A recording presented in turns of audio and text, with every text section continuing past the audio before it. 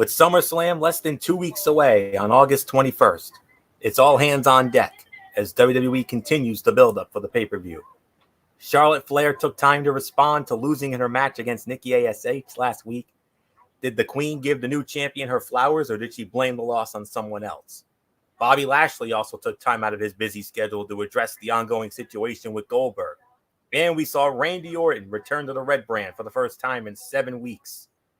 Let's take a look at what happened on this week's edition of Monday Night Raw, for this is Ridiculously Raw. Welcome, everybody, to Ridiculously Raw, the most must-see show on YouTube and StreamYard.com today. I am your host, Anthony Florio. I am joined, as always, by good old MF Michael Fletcher, the Phenom, Michael Bullock, fresh off another one of our legendary Raw chats, and, of course, the First Lady of the Wrestling Forum, the Twisted Angel, Dee Dee Woodson. Monday Night Raw this evening, live, the penultimate edition of Monday Night Raw before SummerSlam, live from the home of the very first installment of the Thunderdome, the Amway Center in Orlando, Florida, the home of the Magic. And I must say, it was so nice to see that actual arena and not that dinky Thunderdome setup. Let me tell you that right now. And I'll tell you what else was great to see. The return of the Viper, Randy Orton. We have been wondering for weeks and weeks and weeks, where is he? When is he coming back? Well, he came back tonight. And he came out and addressed the situation. And then not too long after that, who came right out? Matt Riddle. And they had their interaction, and then they were interrupted by the Raw Tag Team Champions, the phenomenal AJ Styles and Omos. And Randy Orton said that, well, he wanted to go on his own because he feels like he's much better on his own. And well, the opening segment with Orton and Riddle was fine, if a little uneventful. The fact that Orton wasn't upset about Riddle costing him a spot in the Money in the Bank match was strange. The main event was a solid entry into this feud, but we have seen Orton and Styles do much better against each other. Riddle asking for and getting a hug from, I think I might have gone a little too far here, but the opening segment, though, it was great to see Orton and Riddle together, and I still believe in my heart of hearts that we're gonna see RK Bro square off against AJ Styles and Omos for the Raw Tag Team title at SummerSlam. I still believe that in my heart of hearts. I really do.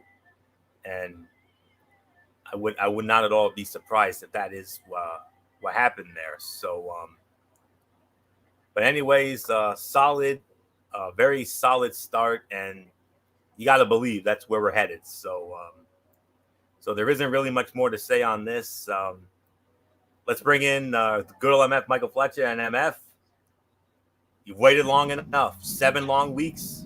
It may have been my birthday, but you got the ultimate gift. Your boy is back, Randy.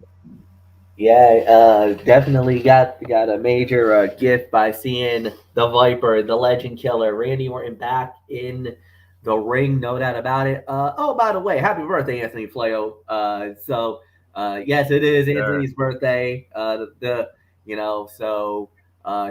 He's gotten a lot of love from family, from friends, even a shout out from the Imperial Grand Poobah himself, Mr. Derek Ferreira. So just wanted to put my 2 cents in as the executive producer of this show. So yes, sir. Wanted to give you that shout out.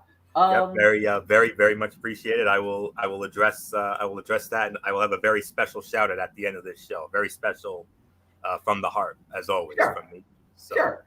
That'll be at the end. And I forgot to mention, this just came to my mind before I threw it to you, and that is, with the way Randy Orton looks now, especially with that little mustache there, we're gonna have a little fun here, MF, because is it just me, or does Randy Orton with that mustache remind you of Wanana Jack Bandit? Oh God, Dee Dee, I need that checkered apron right about now. Oh my word! Okay.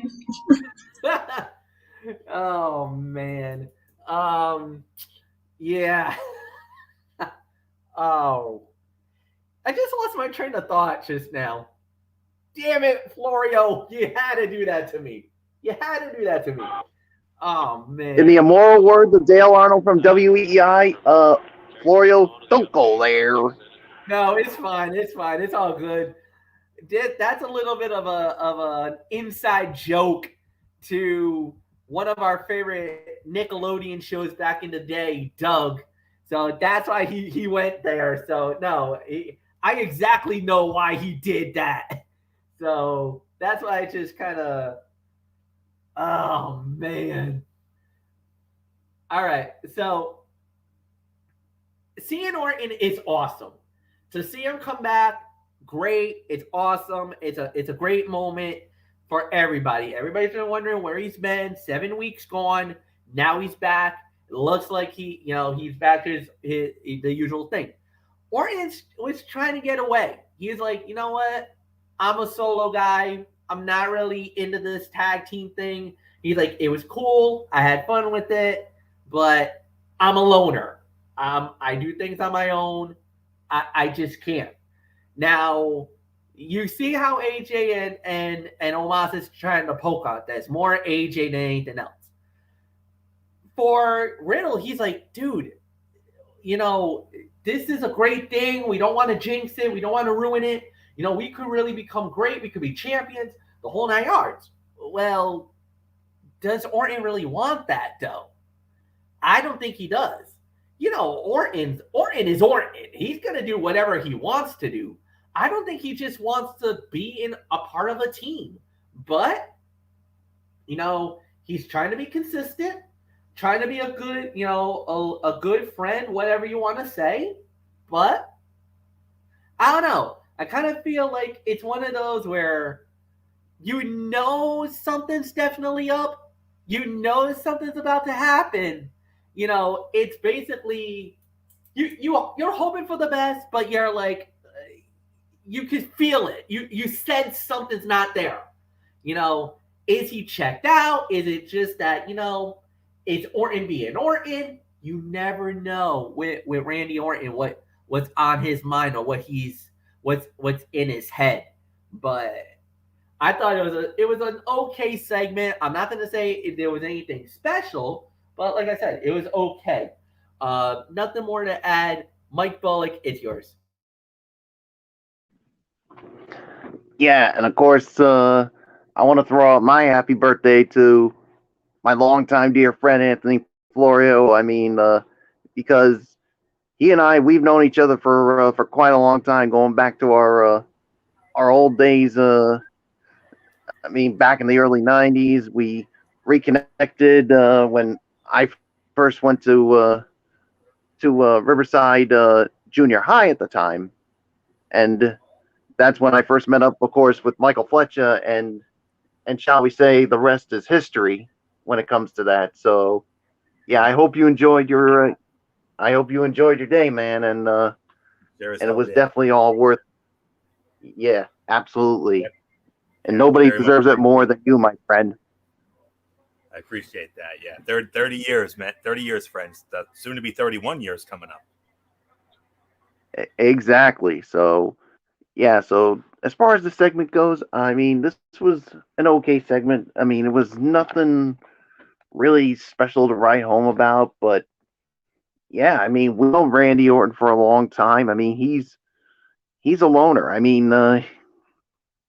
Yeah, there were times he was co-holder of a tag team title, but Randy Orton's a solo guy.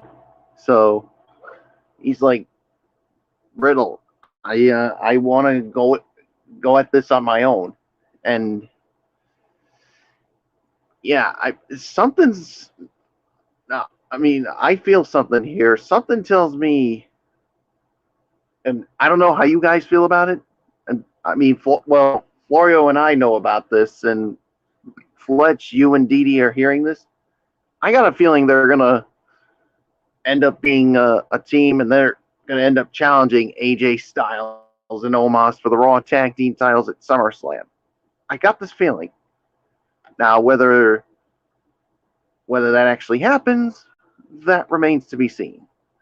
So, I really have nothing more to say. Dee Woodson, it's yours. I love my house. Man, you guys are youngins.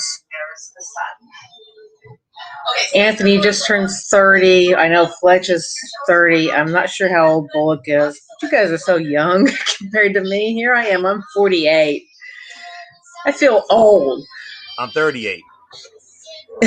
Still, I feel old. Hey, I have a niece that's like Hey, 7 years you're younger still part than of our me. inner circle no matter what. Well, thank you. Exactly. Yeah, I have a niece that's getting married I think it's this year, maybe early next year, but she's like 7 years younger than me, and it's like every time she hits that next milestone, I'm like, oh my Lord. So yeah, but yeah, very happy birthday to Anthony. Like I said on Facebook, friend, brother in Christ, and colleague. So yeah, happy birthday. Hope you had an awesome day. Sure did. That's good. Don't have it any other way. So, as for the starting off the show here, it was a good opening segment. Not great, but it was good. It set up for a match later in the show. But yeah, I mean, Orton is not a team player. We all know he's not a team player. So him turning Riddle down on keeping the tag team together was not a super big surprise. But you never know what's going to happen because, as we know, this is WWE. Anything will happen in WWE, and some of it's predictable, some of it's not predictable. But if they eventually get back together, go for a tag team run, great. It would be great to see it happen. It would be great to see what Orton can do against Omos, but it is what it is. Right now, we're just going to stick with what we've got, which is later in the night with AJ and Orton, and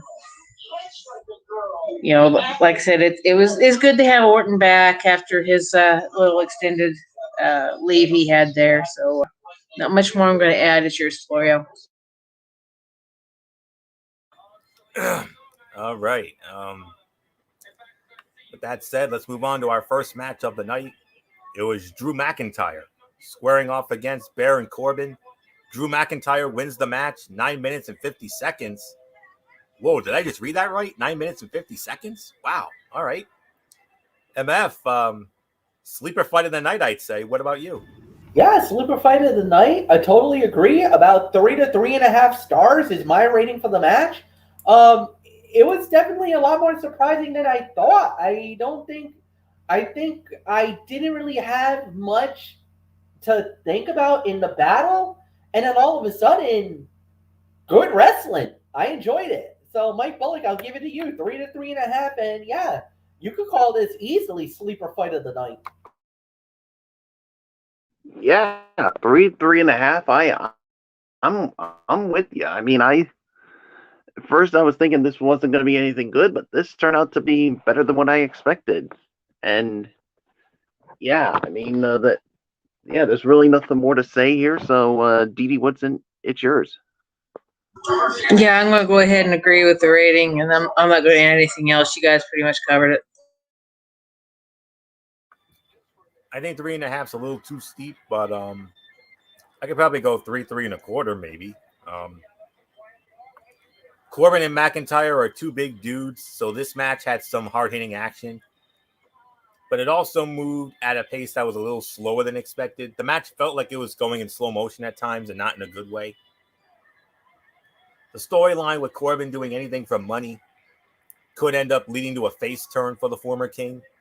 But so far, he has done little to endear himself to the crowd. All he does is complain. It's hard to tell if WWE actually wants us to feel sorry for him when he asked for $100,000 just to help him get by. At least WWE gave us something other than McIntyre taking on one of Mahal's cronies again.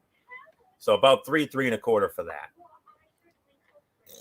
Excuse me. All right. Next up, we have return match from some time ago.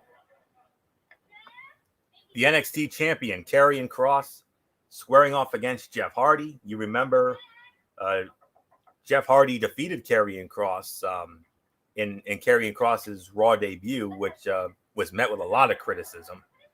But no need for it here because Karrion Kross defeats Jeff Hardy in an even 8 minutes and gets his momentum back.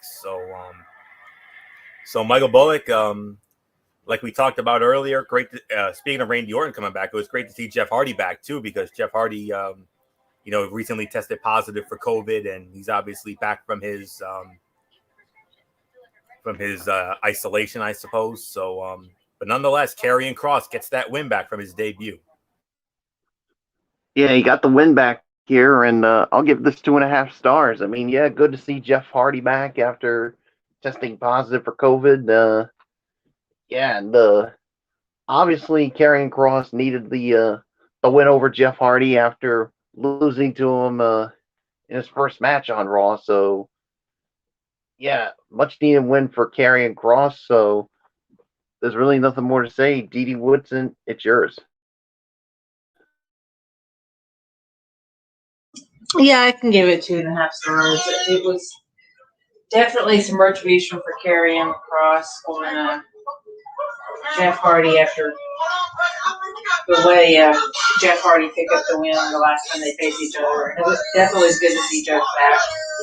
Glad that the whole COVID thing ended good for him. So yeah, I'm not going to add too much more.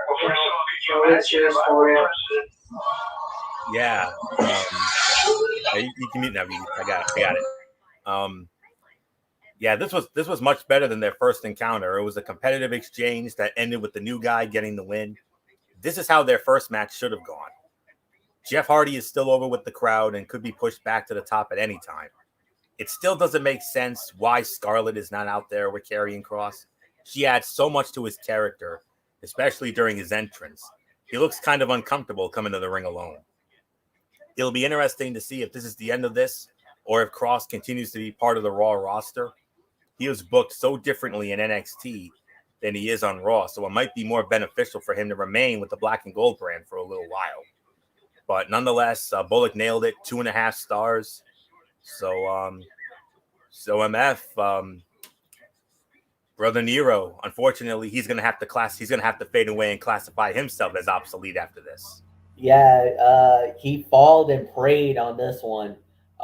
That's the key word on that one. But the thing is that I think what they did was they wanted it. I think WWE deliberately wanted Kross to lose the first fight.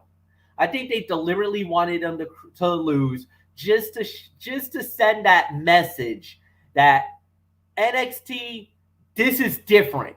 You can dominate NXT all you want and destroy and be that destroyer, but when you're in WWE, this is a different animal, and you're just a small fish in a bigger pond.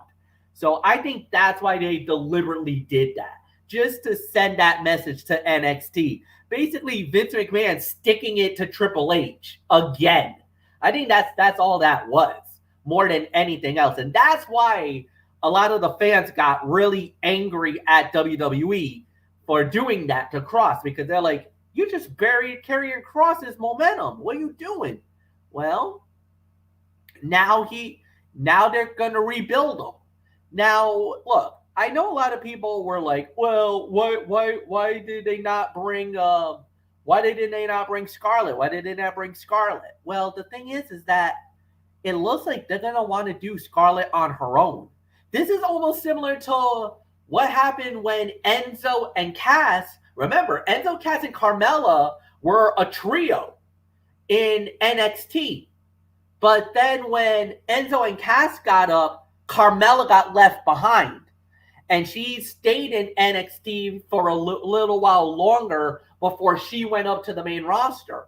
I think that's what's going to happen with Scarlett. They're going to want to make her an individual, a singles competitor, just like what she was in Impact Wrestling.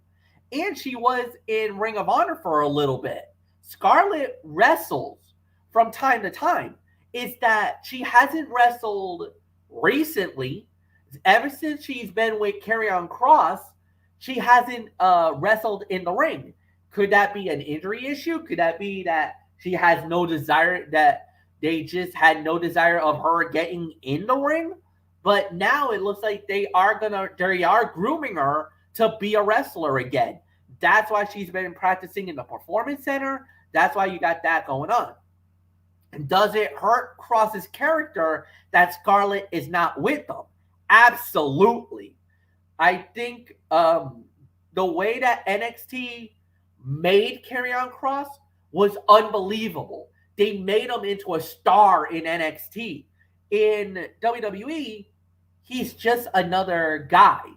And that might not be a good thing. And that's why I'm a little worried about Kross on the main roster than I am in NXT. If he was in NXT, I think this is a lot more different.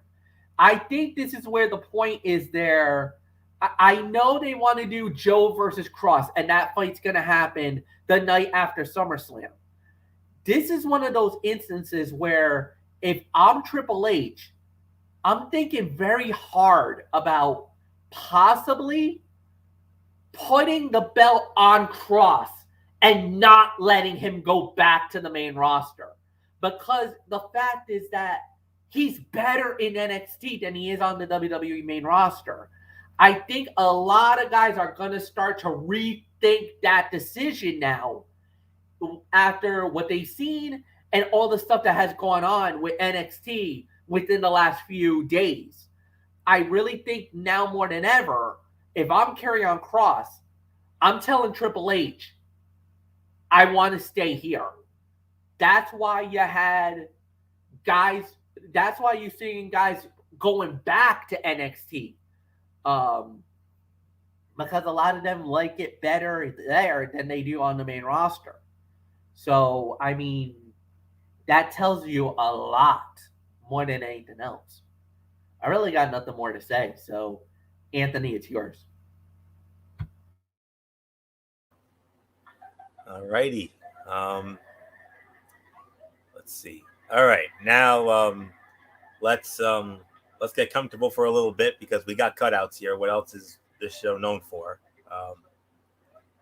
We had Alexa Bliss squaring off against Doudrop. Alexa Bliss wins the match, 3.5 minutes. The doll winked. WWE actually showed a close-up of the doll just so it could add a digital wink. This is a thing that happened in a WWE match. Credit where credit is due. Bliss continues to put everything she has into this gimmick, and more often than not, she makes these segments entertaining. However, the match was a complete waste of everybody's time. It did nothing to further this storyline, if you even want to call it that. Doudrop continues to be an impressive competitor between the ropes, who is in a no-win situation with Eva as her quote-unquote mentor. So we're going to call that a dud, and we're going to bypass that. So not much more to say here.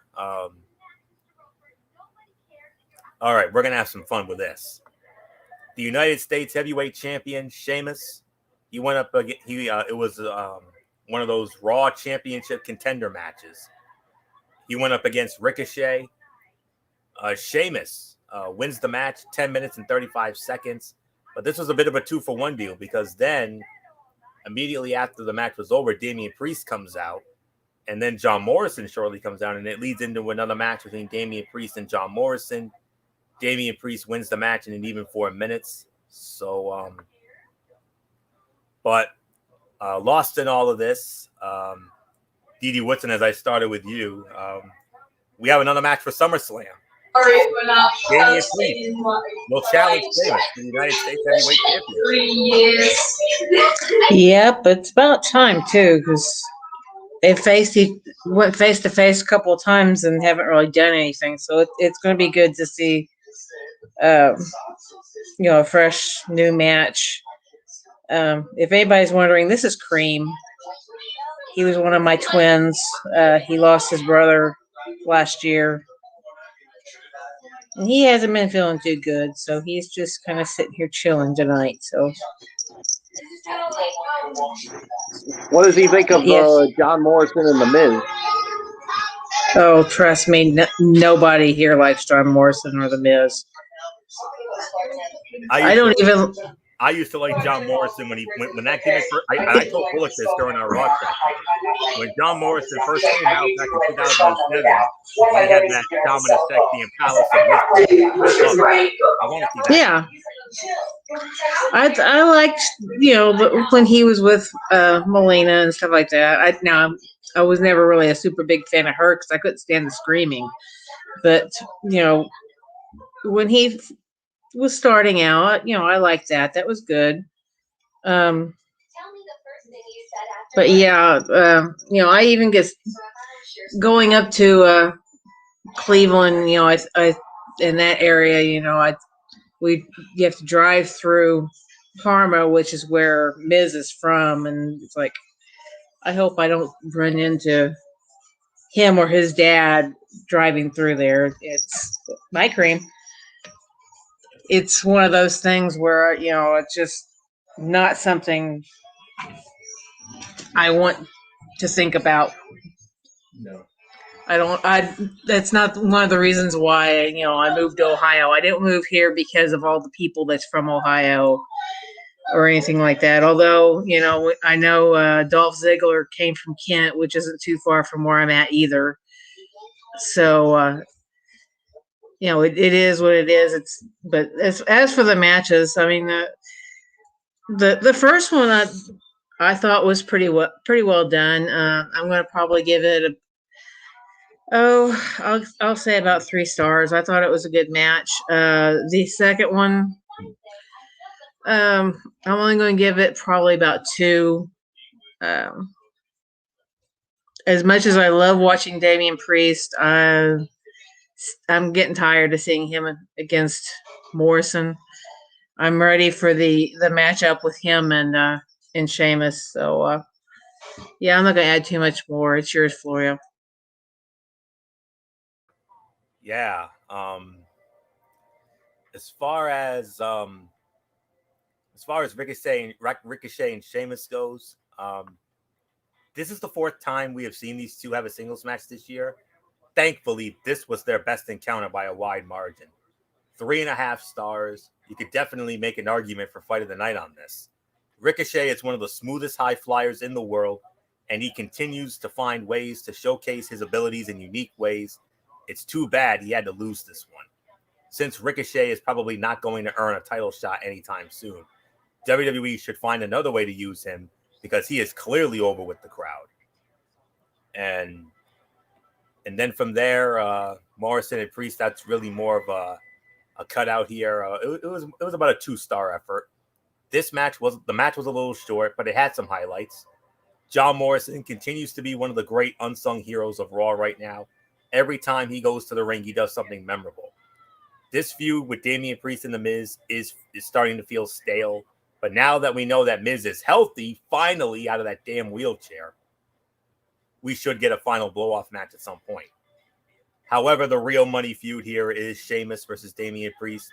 They are two guys who are known for their size and striking ability, so their United States heavyweight title match at SummerSlam should be fantastic.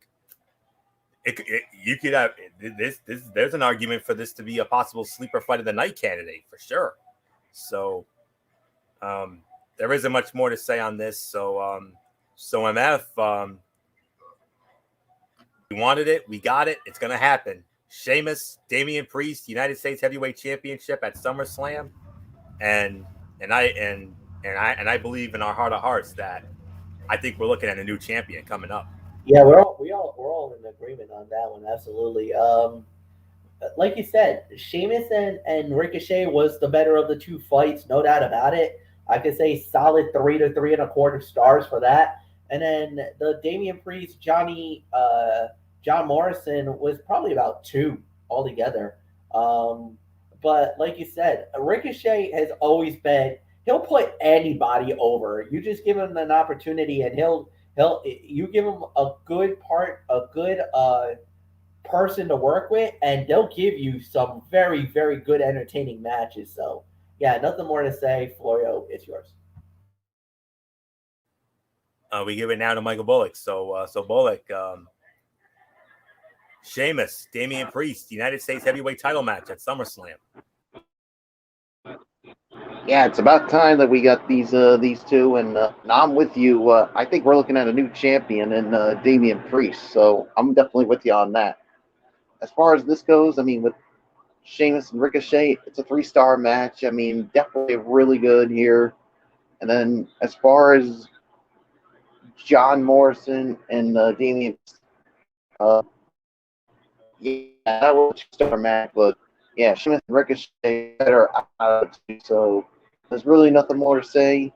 We're finally getting the match at SummerSlam, so I give it to you, Florio. All right. And then from there, I think we're out of sync a little bit. All right. All right, back to the cutouts here. We had Mustafa Ali one-on-one with T-Bar. T-Bar wins the match 3 minutes and 5 seconds.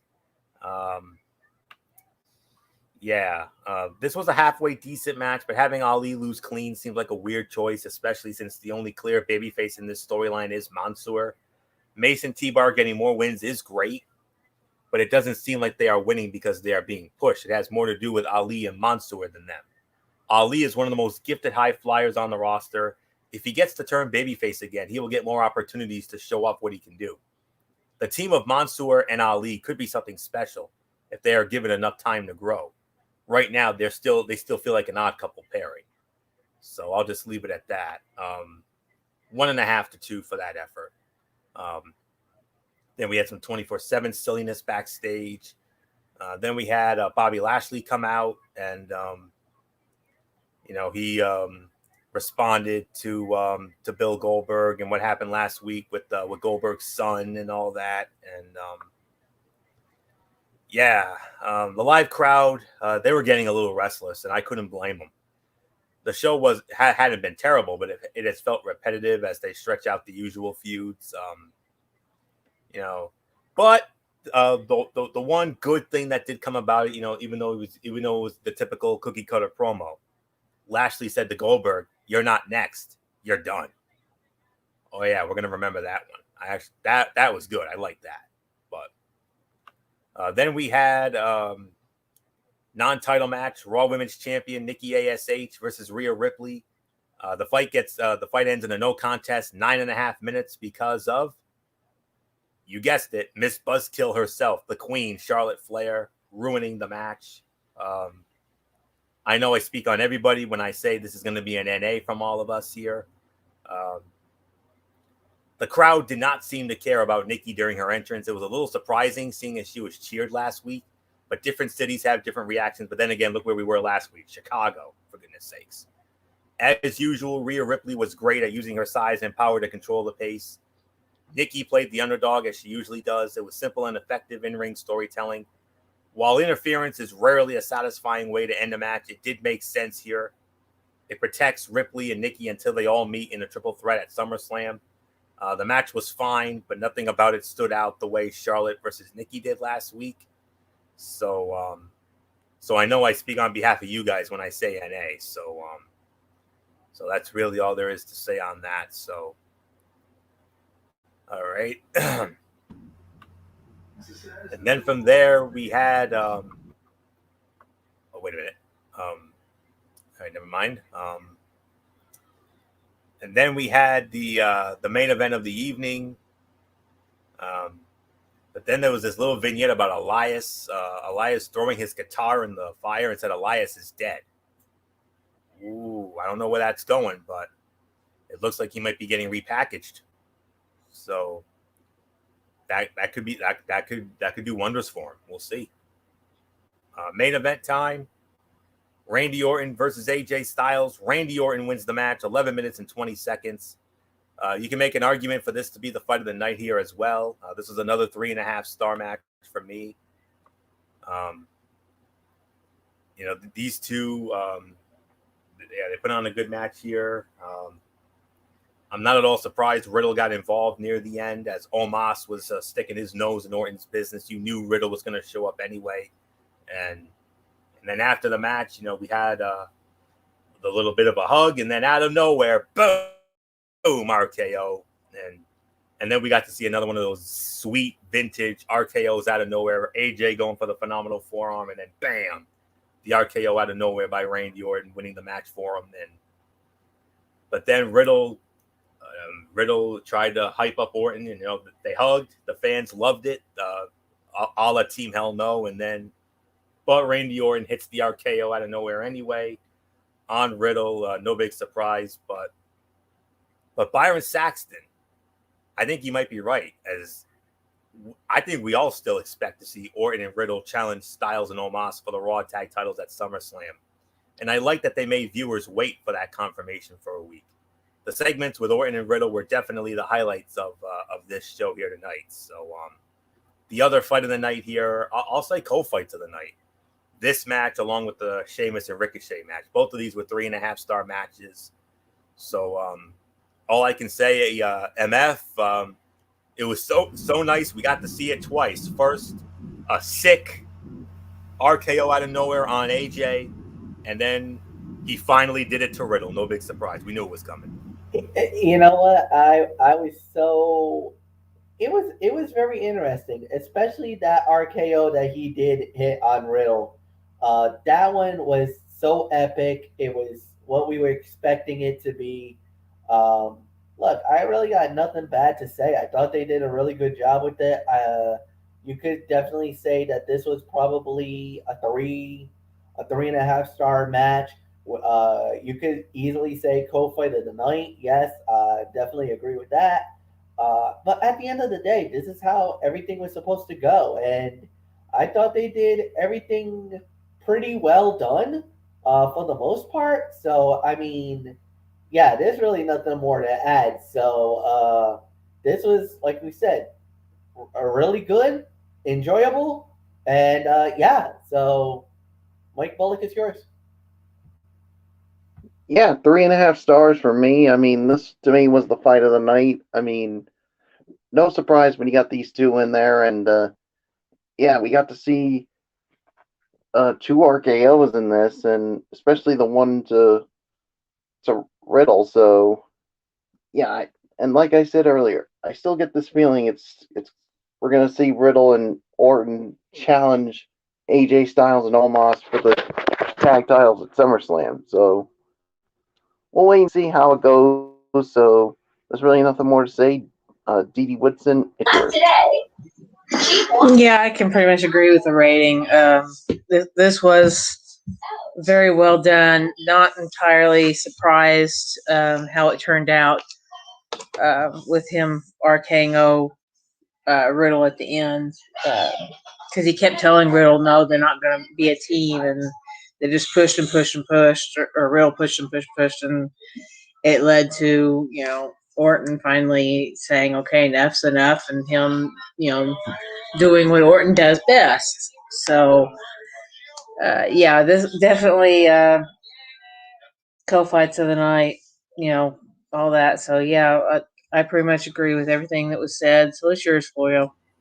All right, now we're going to get into our overall thoughts. And MF, this second to last Raw before SummerSlam, this penultimate show in Orlando. Nice to see the actual arena instead of that dinky Thunderdome, because that's where it was at first. So MF, how did this second to last Raw before SummerSlam hit you tonight? It did all right. I thought it was an okay show. I'll give this about 6.5 out of 10. I thought there was some good moments. Yeah, there was a couple of moments where it just was all right for me, but I thought it was an all right show. So 6.5. Bullock, it's yours.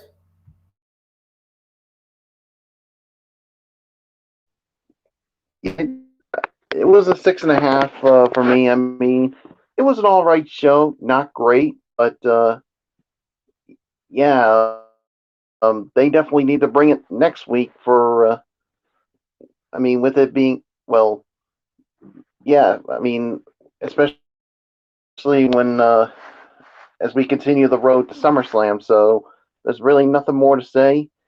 Dee Dee Woodson, it is yours. Yeah, I could go 6.5. I mean, this was a storyline building show. Um, we had some matches that were um, produced for SummerSlam coming up and everything. So, they did their job. It wasn't a spectacularly great Raw, but they did their job tonight in building up a little bit of interest for the pay-per-view and setting up some quality matches for the pay-per-view that I think a lot of people are going to start looking forward to. So, not much more I'm going to add. So I will see you guys Friday night. Good night, guys. All right. Good night, Dee Dee. We'll see you Friday night. And 6.5 for me as well. I mean,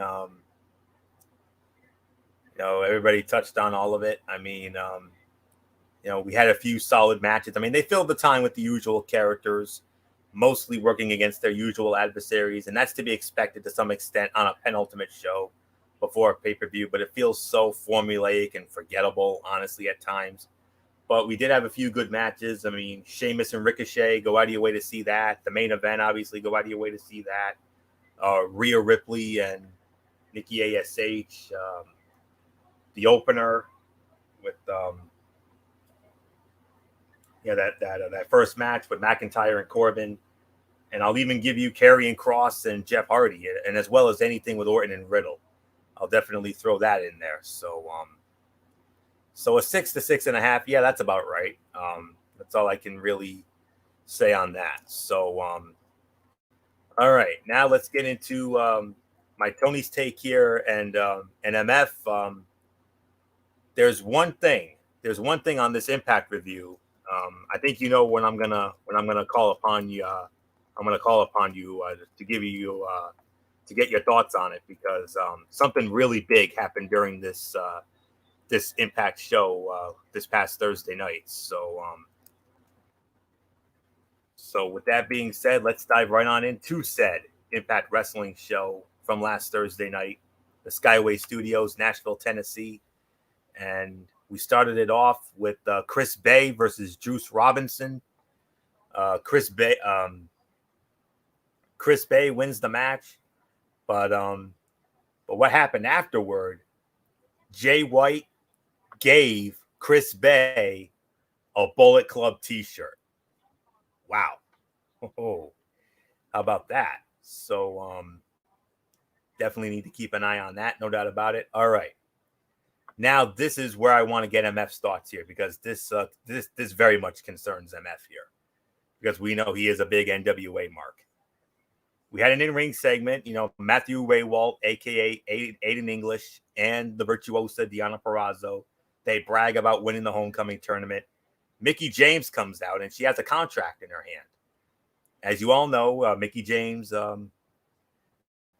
threw out the olive branch to Deonna Purrazzo for her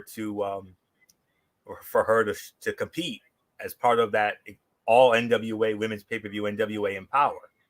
And Deonna accepted, but Mickey's like, you know what? I want to get it in writing. So she's like, all right, but I want to know who my opponent is. And it's like, all right, your opponent is here tonight. Now, I'll be honest with you. I thought it was going to be Mickie James at first. But no, it's not going to be Mickie James. Deonna Purrazzo is going to defend the Impact Knockouts Championship at NWA Empower against Melina Perez. What? MF, you got to have some serious thoughts on this. I mean, Deonna Purrazzo defending against Melina and NWA Empower? Whoa, what about that? Oh, man.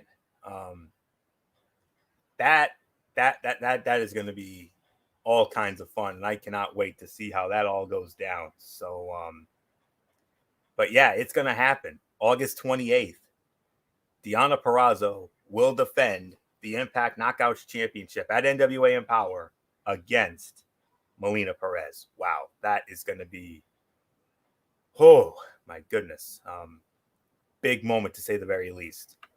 All right, then we had Jake Something versus Trey Miguel versus Sean Davari and Rohit Raju in an X Division Contenders 4-way.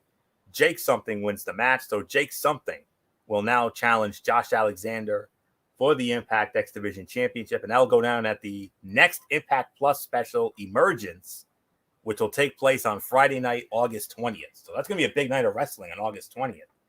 You're going to have that Impact Plus show. You're also going to have SmackDown. And you're also going to have that huge AEW Rampage from Chicago. Big time to be a wrestling fan. That's all I can say on that. Fire and Flavor, Kiera Hogan and Tasha Steelz against Jordan Grace and Rachel Ellering. Jordan Grace and Rachel Ellering win the match. A solid match with a great twist at the end. Savannah Evans looks good and could help serve a great dynamic with Tasha in the tag division.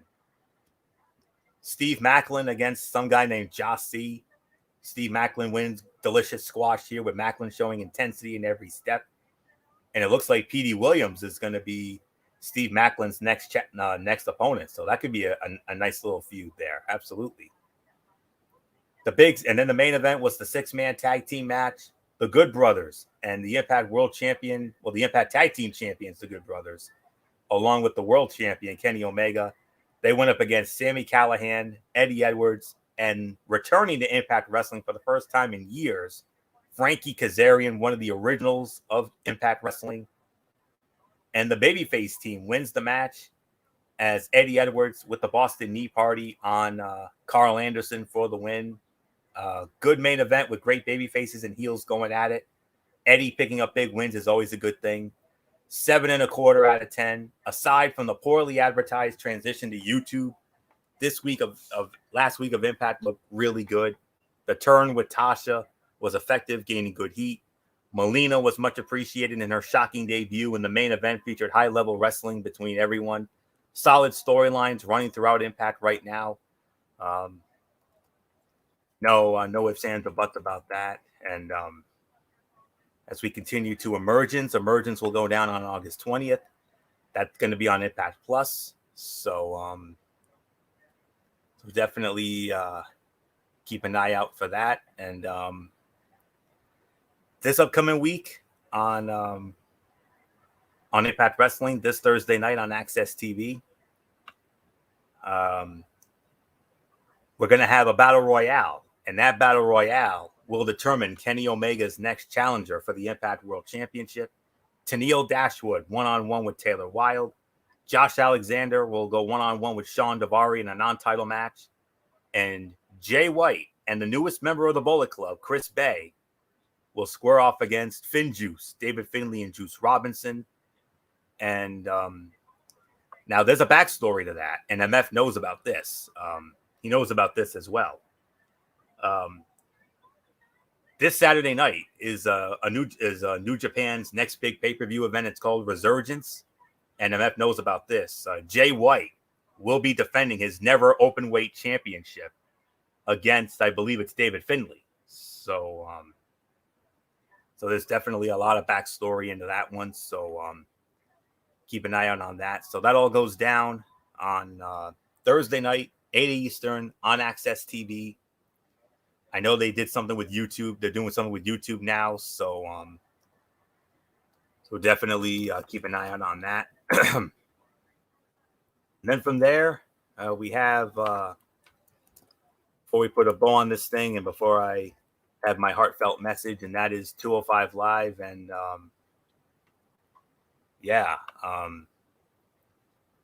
we started it off with Grayson Waller against Leon Ruff. And Leon Ruff wins the match, 9 minutes and 38 seconds, 3.25 stars. Wonderful match. They got a decent amount of time and just went at it. Ruff makes everything look great as he can take a great beating. Waller getting to show some power was fun, and the result is fine as they are continuing with Waller's losing streak. And hey, the Cruiserweight champion makes a rare appearance, Kushida. He went up against Ari Sterling. Kushida wins in 6 minutes and 10 seconds. The winner was never in doubt, and that's the way it should have been in this one. Kushida just appearing on the show gives some importance to 205 Live as a whole. Sterling was game, but he's not ready for Kushida at this point. He got a little shine and made one mistake, which got Kushida rolling, and it was over from there. solid match, and that's all it needed to be, as we didn't need a show-stealing classic. 2 3/4 of a star. 7.5 out of 10. Another good show, as the opener was fun, and Kushida making an appearance added some star power to the show. Things are starting to get back on track with this division after the purge and a few episodes that showcase non-205 Live talent. Definitely check out the show this week. So it's a 7.5 out of 10 from me. So that will put the bow on this very special birthday edition of Ridiculously Raw. And I want to, before we wrap up, I want to just take an opportunity here, and I just want to send a special shout out and thank you to everyone out there, family, friends, church family, what have you, who took the time to reach out and send birthday wishes my way throughout the day. Very much appreciated, and I'm blessed beyond words, and that's all I can really say on that. And I very much appreciate all of it from all of you out there, and on to another new year. So pray this one will be good. So that's all there is to really say on that. So that's really all there is there. So so thank you all once again from the bottom of my heart. I very much appreciate it, and you know who you are, and love and appreciate all of you. Thank you very much for that, very much. So so with that, that will put the bow on this very special birthday edition of Ridiculously Raw. We want to thank you all so very much for tuning in this evening. We will be back with you on Wednesday night over on MF's channel, BraceFan 95, for another edition of Wednesday Night Mayhem, as we will run down NXT and AEW Dynamite as usual. No show on Thursday night. Usually we would have Strictly Sports on Thursday night, but this Thursday night we will not have Strictly Sports because of a very special, because of some very special circumstances beyond MF and Michael Bullock's control. They will not be with us. So because of that, we will not be having a show this week. So so no show Thursday, and then Friday night we got the Cerebral Smack Talk. MF and everybody will be back. We'll run down Friday Night SmackDown, and MF. I know we're gonna have a very special Mikey's Mindset. MF is gonna share with us the results and the recap of the RWA, the big RWA event that went down this past Saturday night. I know MF's going to be chomping at the bit to share those results, so can't wait to hear all about that. So that'll be on Friday, and then right back here next week, as it'll be SummerSlam week. So we're going to be we're going to be bringing out all the great content for that. So it's coming, folks. Busy season's coming, and we can't wait for it. So that's it. So until Wednesday night for Wednesday Night Mayhem over on the MF channel, BraceFan 95.